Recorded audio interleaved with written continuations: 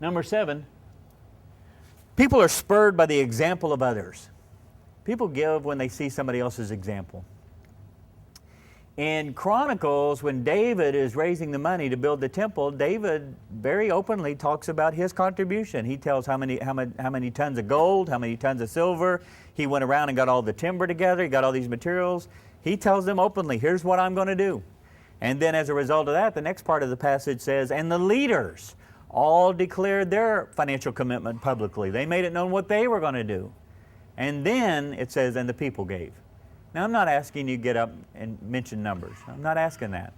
But I do think it's important that we as pastors and ministers get up and tell our people, I am financially committed to this church just like you are. Especially when we're trying to raise project money, whether it's a building or capital campaigns or mission trips or things. I think our people need to hear from us. I'm invested in this too. I'm not asking you to do anything that I'm not going to do. And so I think that is a very important part of it. And again, this was just my personality, but one of the things that I asked my pastoral staff, and one of the things that I did was when the offering was received, I gave, and I asked our pastors. Now, it wasn't a big show. It wasn't like, and now I as the pastor am putting in my offering. It wasn't about that.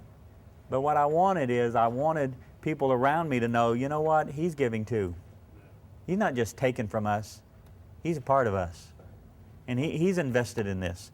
So, you have to kind of flesh this out for yourself. And even like when you're doing a capital campaign, I think that our people need to hear about how did, again, maybe not the dollar amount, but what was our process that helped us to get there? I've got kids in college. I've got a mortgage. I have car payments. What am I willing to rearrange?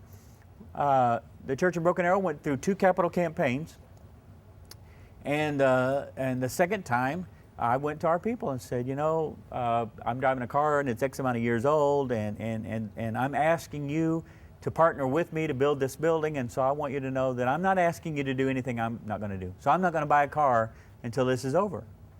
And my car, it's okay. It really could use a newer model and more efficient, but I'm not going to do that. So I think people need to know, how did you get there?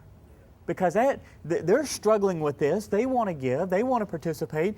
And sometimes we don't really equip them or teach them or show them, what can they do? So this whole deal about, being the example and being the leader of that,